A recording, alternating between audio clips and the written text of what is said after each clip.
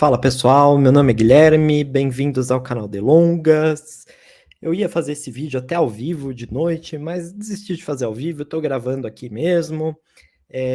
Eu quero, nesse vídeo aqui, funcionar como uma espécie de caixa de ressonância de um youtuber e de um streamer, na verdade, né? Que ele faz streaming para várias outras plataformas também, que é o Ian Neves, que tem um canal chamado História Pública, e é um canal bem legal, ele dá videoaulas também sobre coisa histórica, sobre teorias de cunho marxista-leninista, né? Ele é comunista.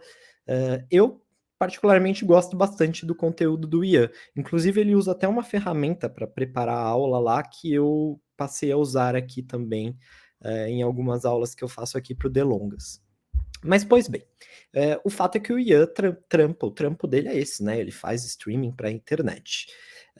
E ele, porra, ele teve um colapso, assim, ele fez um vídeo falando que ele estava muito cansado, que ele estava com problemas de saúde mental severos e que ele precisava de ajuda médica e que, portanto, ele iria tirar ali uma licença das suas atividades na internet para poder se tratar. É até curioso, né, falar licença, porque hoje em dia, com o mundo precarizado do trabalho, essas questões de licença, né, ainda mais licença remunerada para você tratar da sua saúde, é uma categoria que já quase não existe mais. Mas o fato é que a gente não pode dizer que ele estava tirando férias, né? Ele está tirando uma licença, uma interrupção ali nas suas atividades para se tratar. E a questão é que a galera do MBL tem pegado muito em cima do Ian. Primeiro porque o canal do Ian tem crescido bastante, né? O Ian, ele se comunica muito bem, fala muito bem, tal. Eu gosto bastante também. Provavelmente eu só vou falar mal do Ian quando o Ian fizer algum vídeo falando mal do Foucault, aí eu vou ter que vir aqui responder. Mas enfim, brincadeira, né?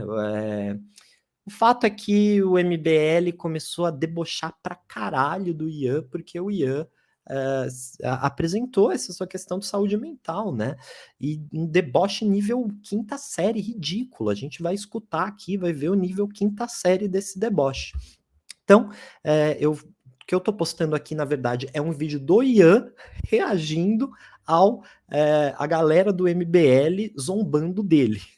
E então eu vou fazer o react de um react. Mas por quê? Porque eu quero acrescentar algumas coisas nessa discussão sobre o burnout. Algumas discussões que a gente já né, faz aqui no canal, notadamente trazendo a obra do Byung-Chul Han, filósofo sul-coreano, que fala bastante dessas questões, dessas mazelas contemporâneas, burnout, depressão, essas ansiedades, coisas e tal, e como se relaciona com aquilo que ele chama de uma sociedade do cansaço, uma sociedade que está, de alguma forma, cansada por excessos de positividade, né? Então, quero trazer alguns elementos dessa teoria, desse ferramental teórico, se vocês quiserem, para essa discussão, que eu pretendo levar aí ao curso desse React, se eu conseguir. Então, bora lá? Vamos lá. Oi, gente, tudo bom com vocês? Eu sei que é estranho me ver assim, sem overlay, offline, olhando pra câmera, mas esse vídeo vai ser bem comum mesmo. A primeira razão pela qual eu tô fazendo um vídeo é pra dar um sinal de vida. Caso alguém não saiba, eu tô em afastamento temporário. Eu queria dizer que eu procurei ajuda, que eu tô bem, e eu queria, do fundo do meu coração, agradecer todo mundo que prestou solidariedade, que manifestou apoio, porque foram muitas pessoas mesmo. Se você tá um pouco perdido a respeito do que eu tô falando, vai ter um vídeo aqui na descrição explicando a situação em pormenores. Só que a segunda razão pela qual eu tô fazendo esse vídeo é porque algo meio inesperado aconteceu. É isso que eu quero comentar de forma extensa nesse vídeo. Caso vocês não saibam, o MBL tem falado bastante dos comunistas, inclusive eu. E de todos os vídeos que eles já pegaram pra reagir, que eu já tinha feito, eu não esperava que o meu último vídeo fosse ser um deles. E não só eles reagiram a esse vídeo uma vez, mas eles reagiram várias vezes. Inclusive até o Monark comentou esse vídeo. Eu achei os comentários deles acerca do vídeo bastante interessantes, pra dizer o mínimo. E é sobre isso que eu quero falar hoje com vocês. O que eu quero deixar claro logo de cara é que eu não vou ficar rebatendo as coisas que eles falam sobre mim uma por uma. O MBL sabe muito bem o que tá fazendo, o MBL não tá lá pra ser convencido, e ficar rebatendo ponto a ponto é uma tremenda perda de tempo. O que eles estão fazendo é jogo de cena pro público deles. O que importa pra gente? Importa pra gente analisar a tática que o MBL tá empregando. É muito mais importante do que ficar rebatendo a terra plana da vez. Então, em primeiro lugar, alguma coisa que os comunistas estão fazendo na internet tá incomodando muito o MBL. A principal tática que eles adotaram é a tática da descredibilização. Eles estão tentando descredibilizar os interlocutores para que eles sequer sejam ouvidos. Por isso que vocês vão ver eles frequentemente falando da minha aparência, falando dos meus trejeitos, falando da forma como eu trabalho, em detrimento de falar do meu conteúdo. Então a ideia é... Tem um pouco de tática do MBL com efeito nisso, e, nossa, eu não consigo também deixar, assim, de pensar que tem um pouco de idiotice dele. O fato deles descredibilizarem o interlocutor tem um pouco a ver com o fato de que eles são muito da quinta série, sabe? Eles não vão muito a fundo numa discussão teórica, conceitual. O que eles conseguem mesmo é debochar do interlocutor nesse nível bem tipo, pô, seu nariz é grande, pô, a sua voz é desse jeito, sabe? É o que eles conseguem fazer um pouco, né? A gente vai ver que é bem nesse nível. Você sequer deveria dar atenção para essa pessoa. Eu não deveria nem ser levado a sério. Essa é a tática que eles estão empregando. O meu último vídeo caiu como uma luva para essa tática. Sabe como é que o Ian Neves, os comunistas chamam de e-bolcheviques. Ele teve como é que é o nome daquela negócio? Burnout? Ele teve burnout de ficar gravar um vídeo de 1 hora por dia. Aí teve um burnout. Eu realmente não tem tinha como visto não o rir, vídeo. cara. Eu não tinha visto o vídeo, foi de primeira. O cara falou, ó, tem um comunista que falou que tá com burnout. Eu falei, por quê? Porque Fui eu ele que falei trabalhou. isso. Foi você, porque ele falou Eu falei. que ele trabalhou. Eu falei, não, o cara trabalhou e já tá com burnout, tá ligado? Com um coque, um óculos, estou O cara trabalhou, já tá com burnout, tá ligado? O cara ele é o Bolsa, né, falando. colapsando. Eu estou fazendo muitos vídeos, estou trabalhando demais. Meu irmão, velho. É isso que acontece quando o comunista trabalha um pouco. O cara colapsa, dá burnout. O Álvaro falando sobre burnout. Eu acho que tem algo de muito valioso de ver ele falando sobre isso em público.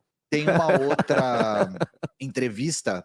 Não consegue nem lidar com a internet, já tá com burnout já. Mal começou, já tá pedindo pra sair. No caso do Monark, ele só tá repetindo o que o MBL falou. Vocês acham que o Monark assiste meu canal? Claro que o Monark viu no canal deles. Primeiro de tudo, eu quero esclarecer uma coisa. Se vocês voltarem ao meu vídeo original, vocês vão ver que em momento algum eu disse que eu tava com burnout, gente. Eu não tô com burnout. Eu não disse isso. E sabe por que eu não disse isso? Porque eu não sabia com que eu estava. Agora eu sei. Agora que eu fui procurar ajuda, eu sei. Mas na hora eu não falei. Eu só falei que eu tava com problemas de saúde mental. Só que tem uma razão pela qual eu acho que eles se apegaram tanto à coisa do burnout. O burnout, gente, é uma doença ligada diretamente ao trabalho. Então, pra eles, a ideia de eu estar com burnout é muito valiosa, porque eles tentaram fazer colar aquela ideia de que comunista não gosta de trabalhar. Vocês conseguiram ver isso, inclusive, na fala do Arthur Duval. Acho que tem duas ideias aí que eles tentaram fazer colar. A ideia de que o comunista não gosta de trabalhar, ou seja, qualquer comunista que tentar trabalhar vai ter burnout, e que alguns tipos de trabalho as pessoas não podem sofrer burnout, porque são trabalhos que são muito ligados a uma espécie de produção criativa, de expressão subjetiva, que são trabalhos privilegiados demais para que se tenha burnout. Mas é muito curioso, porque é justamente nesses trabalhos que envolvem esse tipo de empenho pessoal, subjetivo, onde o burnout mais acontece mesmo, gente. O burnout está muito relacionado a um tipo de trabalho que envolve você não desligar daquele trabalho nunca, porque aquele trabalho ele está muito ligado ao que é a sua vida pessoal, a sua vida íntima. Então, com isso, pessoal, não estou querendo dizer que enfim, outros tipos de trabalho, que você trabalhar 12 horas numa fábrica, numa indústria, isso também gera uma exaustão, mas o burnout, conforme ele vem sendo concebido, ele está mais ligado ao fato de a pessoa nunca desligar do trabalho ser algo que está permanentemente na cabeça dela, inclusive quando ela está em tese repousando. E é esse tipo de presença quase constante do trabalho na cabeça que gera o burnout. Então, o burnout ele não está nem tanto associado à questão de quantas horas você trabalha por dia, né? Tá a questão quanto aquele seu trabalho ele te afeta, ele não sai da sua cabeça também, né? É pedir demais também para o pessoal do MBL fazer esse tipo de... Então, novamente, a tática de me descredibilizar. E na leitura deles, ou pelo menos no jogo de cena deles, é porque eu sou preguiçoso, é porque eu sou frágil, é porque eu sou fraco, etc, etc, etc. Um dos caminhos que eles têm utilizado para sustentar essa tese é bastante interessante, que é o caminho do comunista ideal. Ou seja, eles criam a imagem de um comunista ideal e contrapõem essa imagem à minha imagem. Você vê as fotos que eles postam, né? Muito prontos para fazer a revolução. Ah, não, você pega aquele Ian Neves, tem um cara que vai ser o Rambo da revolução, é ele. Não, sério, cara, assim, você imagina o Che Guevara, que pegou uma moto, foi lá do sul da América do Sul até Cuba pra pegar em arma e fazer revolução, olhando esse cara. Tá ligado? O Pepe Mujica, a história dele, né, cara? Que ele foi preso por 12 anos e tal. E tem um filme muito bom, inclusive, que mostra as torturas que eles sofreram, né? O cara ficou 12 anos, cara, sem ver uma mulher. O cara ficou 12 anos sem ver uma mulher. Como vocês puderam ver, aparentemente, pro monarca, o comunista ideal é o Rambo, o que é muito engraçado, porque o Rambo é o arquétipo do soldado imperialista, ele é o inverso de um comunista, mas de qualquer forma, todas essas falas estão interconectadas. O Mamãe Falei fala do Che, por exemplo, e ele fala que o Che foi pra Cuba fazer a revolução. Isso tem duas frentes. Uma é que eles não compreendem como se faz uma revolução, e a outra é que eles imbuem nesses comunistas a visão liberal deles. O que eu tô querendo dizer com isso? Pra eles, a revolução é feita por um super-homem que resolveu pegar em armas e acabar com o capitalismo na força do ódio. Um cara ou um punhado de caras, malucos, que são guerrilheiros e que são super-humanos. Já vamos deixar algo bem claro aqui. Quem vai fazer a Revolução Brasileira será a classe trabalhadora brasileira, assim como foi em todos os países que passaram por revoluções, tá? Provavelmente isso será feito, assim como foi nos outros países, na classe trabalhadora organizada na forma partido. Tem uma quantidade imensa de organização que precisa ser feita, tá? Todas as revoluções do século XX contaram com uma organização que durou anos. Eu preciso dizer outra coisa pra vocês, gente. Comunismo não é só guerrilha. Se sair na rua armado do nada fosse ser comunista, a única comunista do Brasil é a Carla Zambelli. Eu, por exemplo, trabalho com agitação e propaganda, uma parte fundamental. É muito bom. A Carla Zambelli é a única comunista do Brasil. Que ajudou a eleger o Lula, né? Com esse episódio dela também.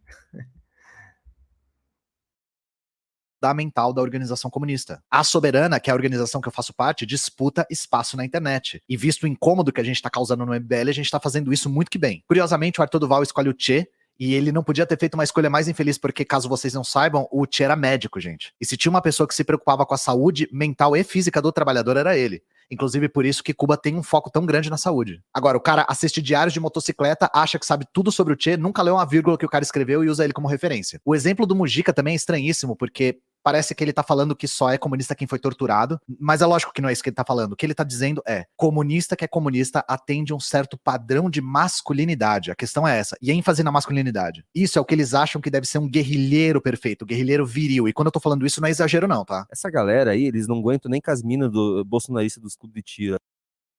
Eu não acho que é nem comunista que é comunista, né? Que para eles deva atender a um certo critério de masculinidade. Eu acho que é mais generalizado. Eu acho que para eles a questão é assim, homem que é homem tem que ser tipo Rambo mesmo, né? Acho que eles, enfim, essa análise deles vale para tudo, porque é isso, eles são muito infantilizados, né? Das namoradas dos caras do clube de tiro. Você manda aquela Juliana Zanata com a florzinha na cabeça. Uma Juliana Zanata. Eu pegava duas catarinenses bravas com uma arma. E sabe qual é uma arma? Eu daria um Lexotan pra elas entregarem pra vocês. É isso. Vocês... Acabou a revolução dessa galera. Pelo amor de Deus. É uma vergonha esses comunistinhas que surgiram. Os caras tratando mulher com inferioridade na cara dura, sem medo de ser feliz. Eles estão basicamente dizendo, essas mulheres bolsonaristas são mais macho que vocês. Ou seja, pra eles, a macheza é um horizonte do comunista. E não podia estar mais longe da verdade isso. Nosso horizonte é a organização. O horizonte do comunismo não é todo mundo levantar 100 quilos no supino, tá? E eu deixei o exemplo mais curioso pro final. Eu fico imaginando, né, a galera que fundou o Partido Comunista Brasileiro lá em 1920, lá, os caras foram lá pra Rússia, pra União Soviética, de trem, tudo zoado, e aí os comunistas de hoje têm burnout porque, eu gravo umas lives. Como esse cara aí não é muito munido de repertório, ele tenta desesperadamente achar um exemplo na cabeça dele, e ele mete os caras foram pra lá, de trem. Gente, se no dia da revolução tiver trem, vocês não vão poder contar comigo, tá? Trem é onde chega no meu limite. E essa visão deles todos do super comunista fez com que eles achassem uma fala minha muito engraçada. O que a gente pode fazer antes da Revolução Brasileira é buscar ajuda. E eu tô precisando buscar ajuda. Júnior do céu. Não, Júnior, eu não sabia que esses caras eram tão... O cara vai fazer terapia antes de dar um golpe de Estado. Antes de pegarem armas, eles vão no consultório do... Vamos lá. O que a gente pode fazer antes da Revolução Brasileira é buscar ajuda. E eu tô precisando... Ai, meu Deus! Caramba, velho, não dá, mano! Impossível! O que a gente precisa fazer antes da Revolução Brasileira? Caramba, velho, não dá, mano. Nossa, cara, como essa galera é tosca, né? Um pouquinho de terapia e buscar ajuda. Pelo amor de Deus, velho. Vamos esclarecer um pouquinho o que eu falei aqui? O que eu tava dizendo ali é que a raiz dos nossos problemas de saúde mental, em último caso, é o capitalismo. E nós só vamos solucionar parte desses problemas de saúde mental de maneira definitiva com o fim do capitalismo. Então o que eu disse é, até o fim do capitalismo, o que nos resta é buscar ajuda médica. Eu não tava dizendo pra você procurar psiquiatra antes de pegar em armas, não era isso que eu tava falando. E isso tudo tem um propósito comum, dizer que eu sou frágil demais pra ser um comunista. E ele teve que se afastar dessa letra show lá ficou um tempo. E por que eu tô falando disso tudo? Assim, é uma galera ver esses criadores... É muito Essa frágil. galera que o outro falou que vai chegar no poder e que os caras têm um burnout. A revolução. Eu preciso de férias na revolução. Já tá meio chato, é muito vitimismo. Assim, cara, eu nem tenho mais o que falar. Esse cara é um show à parte. Só assistir esse vídeo sem eu falar nada já é maravilhoso. Ai, preciso de terapia. Essa ideia do vitimismo, né, é muito curioso, porque a direita, a extrema-direita, tenta muito colocar essa ideia do vitimismo, a não ser quando dá alguma merda muito grande com eles, né? Mas, enfim, via de regra, eles tentam jogar essa pecha do vitimismo. Quer dizer, se você não conquistou algo, se você, por exemplo, teve algum problema com a sua saúde mental, coisa e tal, ou se você não conquistou, ainda que seja a Revolução Comunista, porque eles estão trazendo uma lógica da meritocracia para dentro da lógica da Revolução Comunista, o que não faz sentido, o Ian já explicou isso, mas é um pouco essa ideia de que é isso, assim, quem atinge as suas metas, no final das contas, não se vitimiza. Quer dizer, está sempre disposto ao trabalho, disposto a dar sempre o seu melhor desempenho, coisa e tal. No fundo, é uma lógica também, é uma falsa lógica meritocrática, né, dessa galera do MBL, porque para eles é isso, se a pessoa, eles, por exemplo, eles acham que eles são, digamos, duros na queda, assim, essa galera do MBL. E aí você vai puxar a capivara dele, basicamente os pais deles eram empresários, né? Eles continuaram tocando a empresa dos pais deles, ou eles usaram a verba da empresa dos pais deles para fazer esses conteúdos deles, né? Mas eles têm uma incapacidade tão grande de perceber a realidade para além daquilo que os circunda, que eles, se você perguntar para eles, eles vão achar que eles são guerreiros, que eles são guerreirinhos, né? E que se outras pessoas demonstram fragilidade, como o Ian, porque essas pessoas estão erradas, porque elas deveriam seguir ali o exemplo desses guerreiros do MBL que conquistaram grandes coisas com a herança dos pais deles, né? Eles não percebem esse tipo de,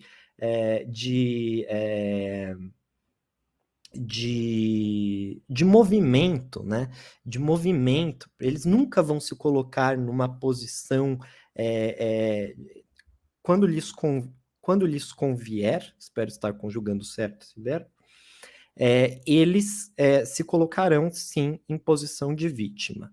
Mas, no geral, eles não se colocam nessa posição de vítima ou de vitimismo, como eles dizem, porque, para eles, a visão que eles têm de si próprios é a visão de que tudo que eles conquistaram foi por conta do mérito deles. E que se foi por conta do mérito deles, quer dizer que em alguma medida eles também sofreram. Em alguma medida eles também foram guerreiros. Que se fosse eles no lugar do Ian ali, eles não iriam parar de trabalhar, eles não iriam tirar licença, eles não iriam falar dos seus problemas. Eles teriam conseguido. Quer dizer, eles têm uma coisa assim, tentar justificar o quanto a vida deles é especial, mesmo eles sendo pessoas ultra privilegiadas, basicamente herdeiros, riquinhos, filhos de empresários, né? Mas eles precisam criar, né? Dar esse duplo twist carpado, assim, para mostrar o quanto eles são fortes, né? O quanto eles são fortes e o quanto eles mereceram tudo que eles têm. Letrinhas na tela. Muito difícil a internet. Muito difícil. Ai. O que eu acho mais interessante dessas falas aí que vocês acabaram de ver é que elas miram em mim e acertam em cheio em todo mundo que tem problema de saúde mental. Eles já deixaram bastante claro que problema de saúde mental, sobretudo burnout, é coisa de gente fraca que não aguenta, é coisa de gente fresca. Eu queria fazer um relato pra vocês. Quando eu publiquei o meu vídeo sobre saúde mental, eu recebi uma quantidade muito grande de mensagens elogiando a minha coragem. E por que que isso é considerado coragem? O Monark e o MBL acabaram de demonstrar o porquê. Muitas pessoas têm muito medo de falar pelo que estão passando, por medo dessa recepção, por medo de serem humilhados, por medo de serem menosprezados, por medo de serem alvo de chacota, pelos seus familiares, pelos seus amigos, pelas pessoas ao seu redor. Eu vou reforçar isso de novo. Se você tá precisando de ajuda, procure. Você não tá sozinho, você não é fraco, e dizer que você chegou nos seus limites é um ato de coragem. Se você tá preocupado com deixar quem depende de você na mão, se um dia você entrar em colapso, aí sim que essas pessoas vão ficar na mão. Então você precisa procurar ajuda. E no topo disso tudo, eles repetem um argumento muito comum entre a direita. Isso não é burnout, isso é coisa muito burguesa. Burnout é papo de burguesinho. Pobre não tem É burnout, muito, não. pobre não tem burnout, não. Pobre, porque assim, eu descrevi um pouco a minha vida, mas assim, eu não sou o cara que acorda às 5 da manhã pra pegar 3, 4 conduções, pra ir pra um trabalho muito difícil. Trabalha o dia inteiro até a hora do almoço, come um almoço ruim, trabalha à tarde, fim da tarde tem que pegar 3, 4 conduções, volta pra casa à noite, janta com a família, tem que ficar lidando com as crianças, ganha pouco, trabalha tudo isso pra ganhar 2 pau. 1.500 por mês, não sabe como é que vai pagar as contas, tá endividado. Esse cara não tem burnout, esse cara não se dá o luxo disso. Então a gente pode concluir que burnout é coisa de burguês e de burguês fresco. Gente, isso é um completo mito. Problema de saúde mental é generalizado na nossa sociedade. A questão é que as pessoas mais vulneráveis não têm acesso ao tratamento. Porque elas não têm acesso ao tratamento, as suas doenças acabam sendo invisibilizadas. Tem um estudo que o INSS fez dizendo Isso eu acho que é uma parte mais fundamental e é muito importante isso que o Ian está dizendo, né? Como se a classe trabalhadora mesmo não tem burnout porque eles trabalham demais, eles não têm tempo de pensar nisso. Mas esse galera do MBL nem sabe o que é pobre, assim. Pobre para eles é o chapeiro ali do restaurante, é o porteiro deles, eles nunca conviveram efetivamente com pessoas da classe trabalhadora, né? Então, portanto, eles não sabem se essas pessoas têm problemas de saúde mental ou não. E, com efeito, tem. É claro que basta ver que, por exemplo, casos de alcoolismo, né, são maiores em camadas menos favorecidas financeiramente da população, justamente porque encontram ali uma forma de remediar os seus problemas, né? Mas o que é curioso é justamente essa ideia também, e que aqui eu quero até repetir um pouco para vocês, essa ideia também de que, bom, existem trabalhos e trabalhos, né? Existe um tipo de trabalho em que você até pode ficar exausto. Você até pode ficar exausto. Por quê? Porque eles são trabalhos que não expressam a sua subjetividade, eles são trabalhos que estão muito distantes daquilo que você se enxerga para si mesmo, né? Então, esse trabalho da classe trabalhadora, que pega 2, 3 conduções, como diz o Renan aí do MBL, e vai até o posto de trabalho, numa fábrica, numa indústria, fica ali realizando movimentos manuais e vão embora, né? Esses trabalhos, sim, eles podem, eles são cansativos, mas esses outros trabalhos, né? Esses outros trabalhos, eles já não. Como o trabalho de um produtor de conteúdo na internet. Esse tipo de trabalho, ele não pode gerar, senão, satisfação, porque esse tipo de trabalho, ele não é nada mais do que um espelho da sua própria personalidade. E é aqui que é o ponto que eu quero efetivamente conversar com vocês, gente. Isso é uma visão bem errada, quando não uma visão distorcida da nova realidade que vem se impondo cada vez mais ao mundo do trabalho. E aqui eu quero lembrá-los de um conteúdo que eu já até fiz aqui, sobre o Byung-Chul Han mesmo, de um livro chamado Sociedade do Cansaço, em que o Byung-Chul Han ele contrapõe duas lógicas de trabalho diferentes, 2 tipos de exploração diferentes, que são diferentes, mas que não deixam, mas que são explorações, são formas diferentes de ser explorado, certo? Uma delas é o que ele fala daquele trabalho da disciplina, muito bem descrito, né, pelo Foucault também, em muitos de seus livros, notadamente o Vigiar e Punir, que é aquele trabalho que ele é uma total alteridade em relação ao que você gosta de fazer, a como você se reconhece como sujeito, quer dizer, aquele trabalho da indústria, aquele trabalho fabril, talvez um trabalho do comércio, coisas assim, né?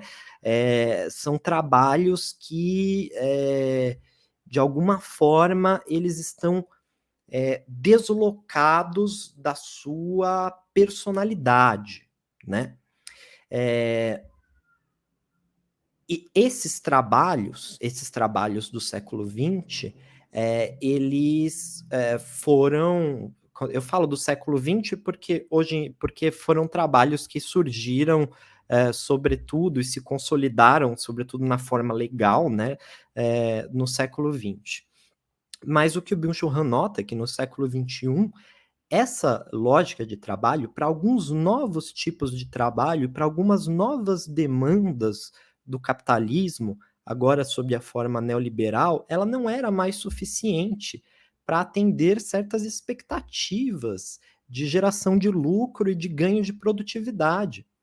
Quer dizer, não bastava você colocar uma pessoa ali realizando 8, 9, 10 horas que seja, uma tarefa numa fábrica e você vigiá-la, e você colocar controle de ponto, e você criar todo um aparato disciplinar para fazer com que aquela pessoa produza.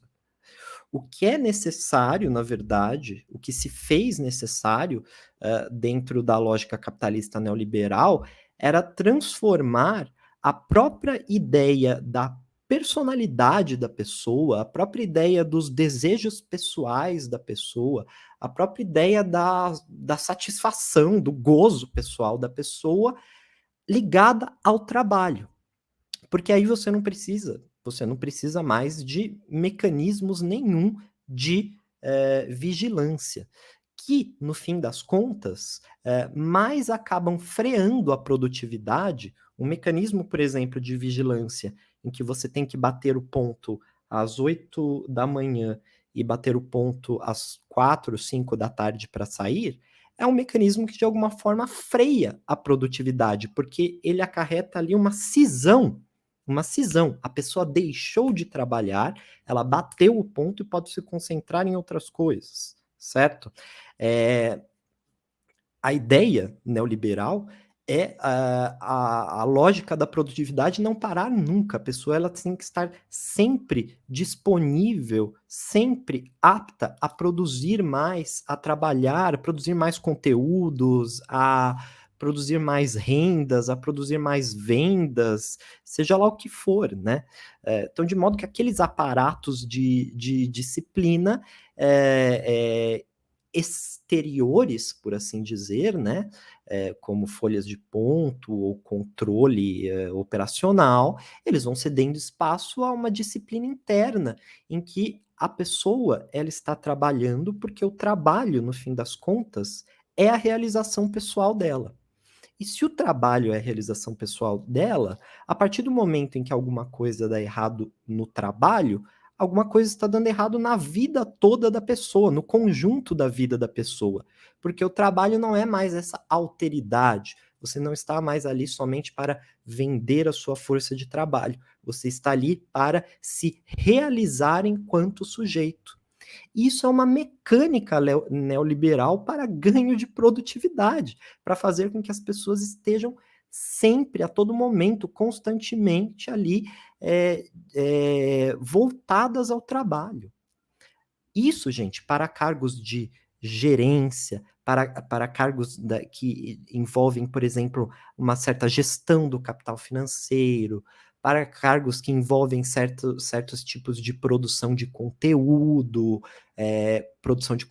para redes sociais, por exemplo, é muito mais eficiente você enredar a pessoa dentro dessa lógica em que ela não existe enquanto sujeito, senão por aquele trabalho, né?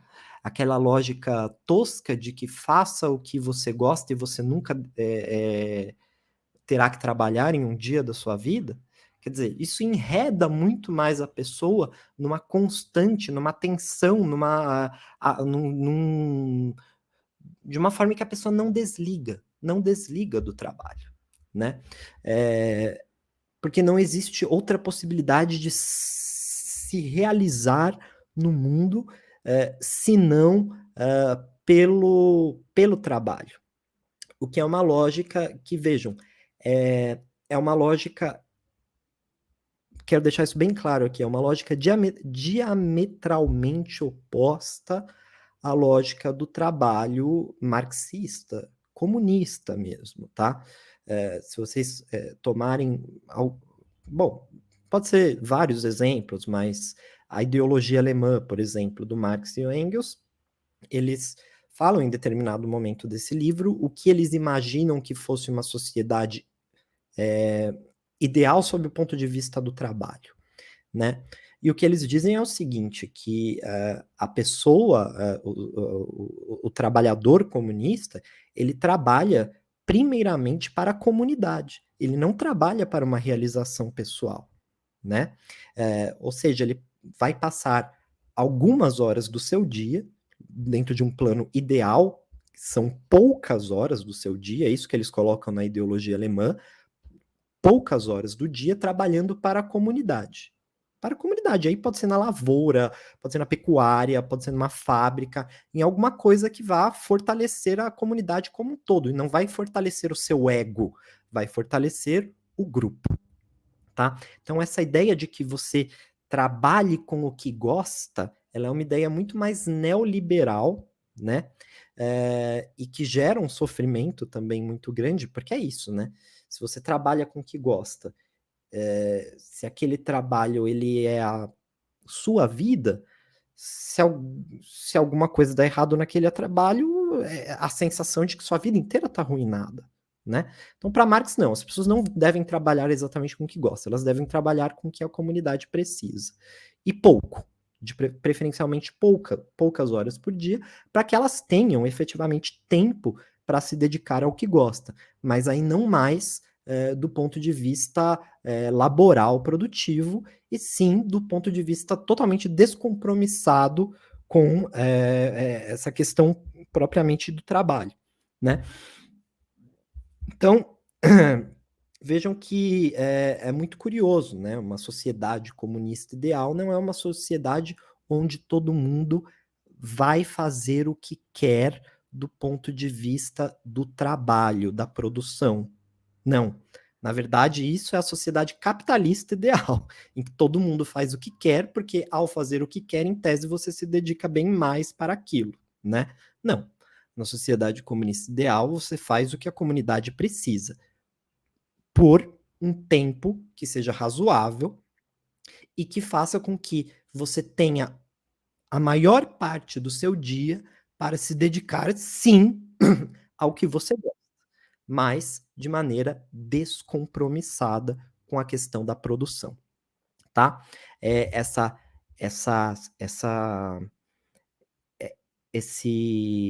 Me fugiu a palavra, mas essa mistura entre aquilo que é a produção, o desempenho da pessoa no trabalho e o que é o desejo, o que é o gosto, o que é a expressão da criatividade, isso é muito mais uma cilada neoliberal do que qualquer coisa que esteja relacionada a uma sociedade feliz, onde as pessoas estão fazendo o que querem. Porque e isso dissolve também a nossa capacidade associativa, né?